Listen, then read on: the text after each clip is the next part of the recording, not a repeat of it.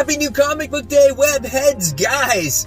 Let me tell you, I feel like I am getting totally sick. So, you know what? I'm going to power through this haul. I'm going to go in that shop. Hopefully there'll be some things that'll lift my spirits.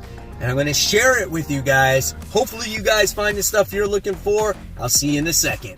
Welcome to Spider Slayer's Comic Book Haul, fans. This is episode 567. And this is the video series where each and every week I share with you guys what I pick up at the comic store, which is Comic Central, located right behind me, guys. So if you're ever in the Central Florida area, you guys know what you do. You got to stop by, tell them Mike Spider Slayer sent you. They'll provide you with some great customer service, and you will not be disappointed with the stuff that you got.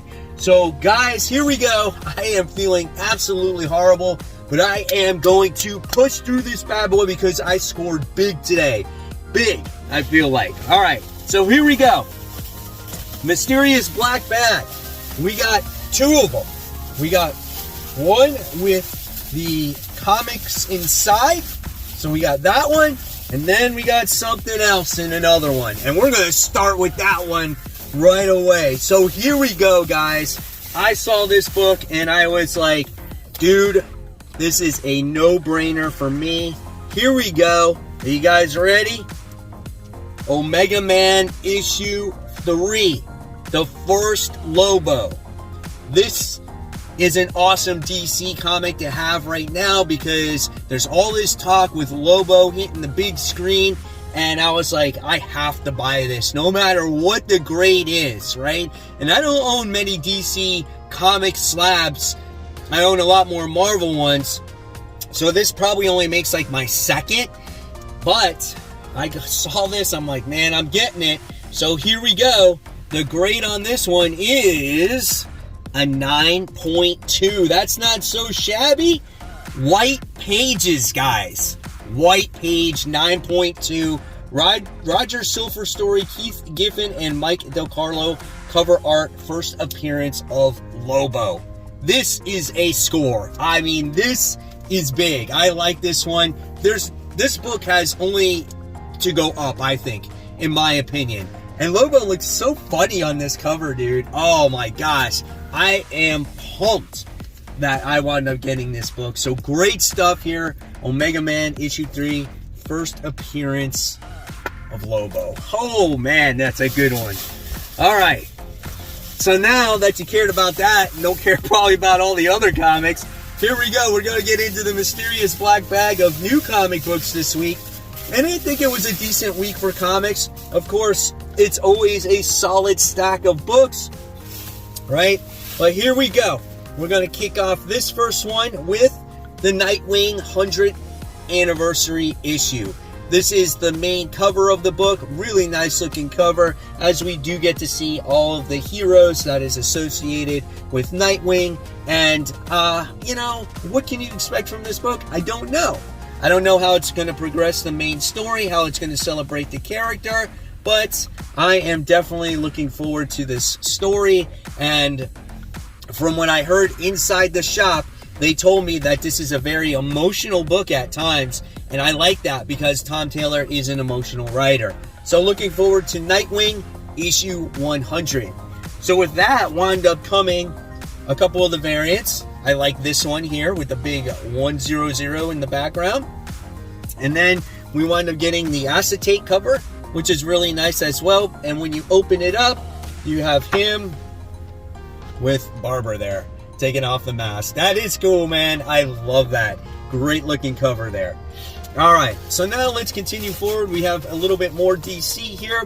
We have DC Lazarus Planet Assault on Krypton. I'm going to try it. I'm going to see what these one-shots have to offer. I know there's a little bit of some different stories in here. We're going to see the rise of some new characters, I think, through this series or these one-shots. And I know this book has to deal with all, like, the Superman family. So, we'll see, right? Why not? All right. Then I got Batman Superman World's Finest, issue 11. So I wound up getting both of these covers. They were on my top 10 comic book covers of the week. If you guys missed it, I'm going to leave a card right here so you can click on it. It was done in a short version, like an actual YouTube short, because I didn't have time on Monday to do the full version. It will be back to normal next week. But these 2 covers were on it, and that's what you get when you connect the covers, right? Is that how it is? I don't even know if it's right. Yeah, there we go. So yeah, it looks really cool, man. So I had to get those 2 covers. I think I got the regular version also. And then I did. I got World's Finest issue 11, the regular version. So had to get that. So let's look at the interior artwork in here. So yeah, we want to get in that Dan Mora artwork. We find out more about who the Boy Thunder actually is in this issue. I'm looking forward to it. I think this might be the conclusion to the story arc. Great panel work in there too, man. Great stuff. All right, and then I wound up getting the Flash 1 Minute War Part 2. Issue 1 was phenomenal. I love seeing these people invade Earth and stop time. And the people that it doesn't affect are the speedsters, right? But something very dire has happened to Iris West. Here's some of the interior artwork in this book. Looking forward to reading this next part. The one thing that's going on in this book, it seems like there's a lot of action happening, and I'm excited for that. All right, then we move on to a couple of independent books. We have Barbaric. This is issue 1. This is called Hell to Pay. So we've had 2 volumes of this story so far, and it's absolutely great. I've always said that Barbaric is like a R-rated Thor type of character. Instead of carrying a hammer, he carries this axe that lusts for blood. Now, it looks like this, I forgot her actual name. She is a sorceress, and right now she's in possession of the axe. Owen, who is like the barbaric guy, winds up going to a different realm. This is a really great book. If you want to jump on, I definitely say read the first 2 volumes, and I think you'll have a much better understanding. You got to appreciate the humor and the gore in this book. So good. So there you go, issue 1. Then we have Mark Millar's Nightclub. This is issue 2. Looks like he's going to infect his friends, and they're going to be a vampire superhero team. Man, oh man, let me tell you, that first issue was pretty good for $1.99. Like, what can you expect, right? And I feel like the story is just getting going here. And I feel like our main character is going to have to convince his friends to be like, hey man, join my team. And some of the shit you see in here is actually crazy. Look at that. Oh, dude, that's crazy. He goes insane on his, best friends. I think this is going to be a really good issue. I can't wait for this issue 2. All right. And then we go on to, I think, Marvel Comics, and I think that's what we have left here. We have Dark Web. This is issue 3, X-Men. So, issue 1 and 2, it is what it is at this point when it comes to the Dark Web books. We're going to see how this continues to develop. We're learning more about the breakup of maybe Madeline Pryor and how she gave birth and all this other stuff. And her and Jean Grey are going to be fighting with each other. I don't know, man. It might be a better issue, but so far, the ones that are good are Gold Goblin and Black Cat for me, and that's about it. Alright, then we have Spider-Man The Lost Hunt. This is issue 3. Definitely going to have to read issue 2. I still not read that issue yet, but I'll read those back to back, so I'm looking forward to it. Love the artwork in this book. I love how this Kraven the Hunter-like character is doing the same thing that Kraven would do, breaking down the mind and the body of the spider so he can hunt him down at his weakest point. Really cool stuff, man. Interesting artwork in the book. Can't wait to see how this story actually develops. All right, and then we have Wasp. This is issue 1. I don't know what to expect. This is written by Al Ewing. I got the variant cover for this, so in case the story is not that great, then you know what? I got a pretty cool variant cover. So let's check out the artwork inside this first issue of Wasp. Not too bad. I love the way she's drawn there. Let's see. Yeah, pretty cool. Again, I'll keep my fingers crossed to see what the story is about. So who's she fighting there? Is that Whirlwind? Oh, no, it's not Whirlwind. Yeah, maybe it is him. I don't even remember. Yeah, it's Whirlwind. Took me like a minute to find his name, but yep, that's actually him. So, yeah, we'll see what happens. I mean, we got Ant-Man right around the corner, so it's kind of like, why not read a Wasp book, right? All right. Next, we have Venom.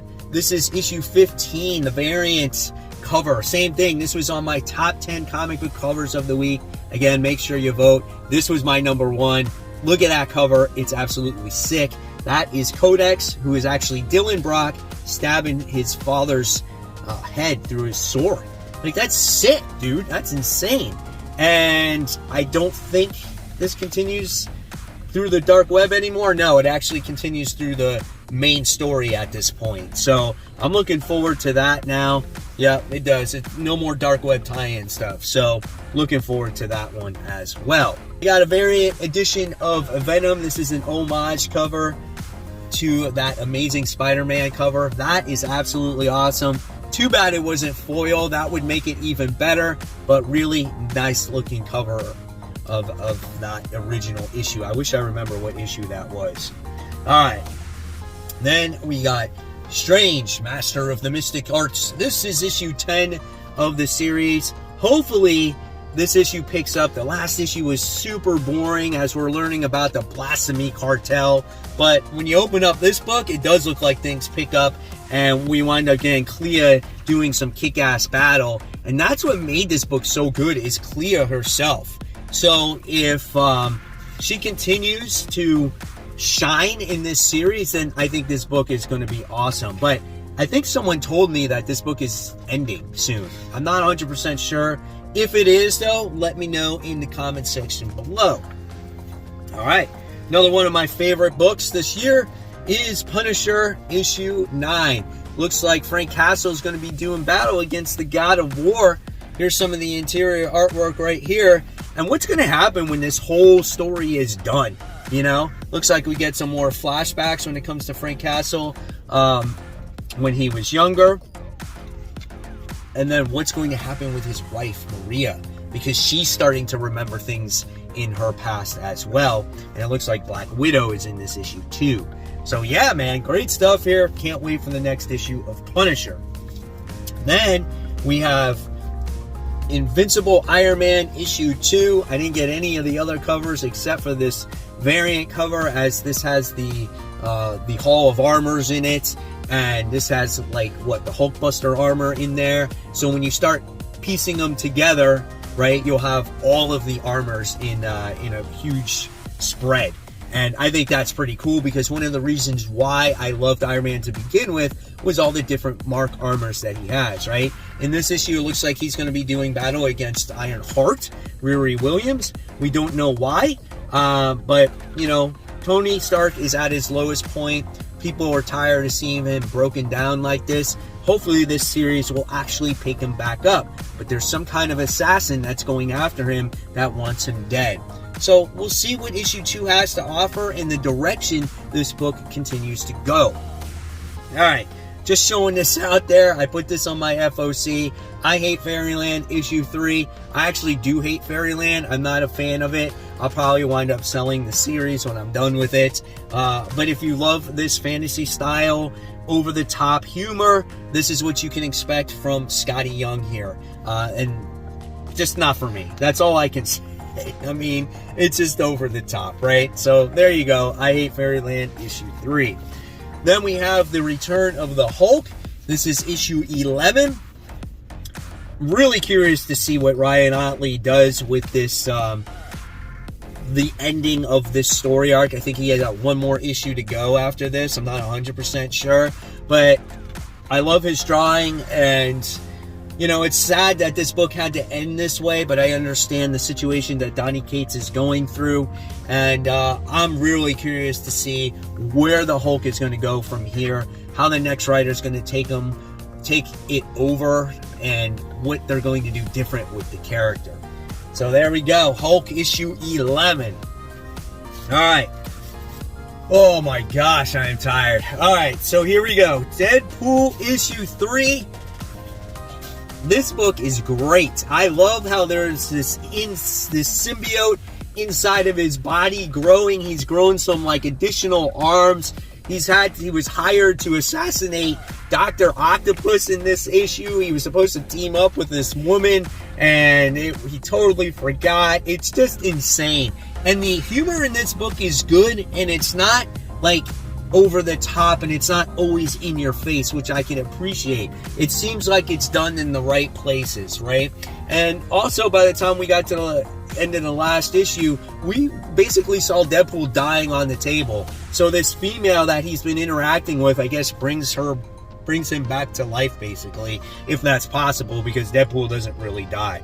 But I don't know. We'll see the direction, how it continues, right? So Deadpool issue 3. So there you guys have it. I'm pushing through it, man. Hopefully you found everything that you're looking for. Let me know in the comments below what you picked up this week, or put it in the Facebook group.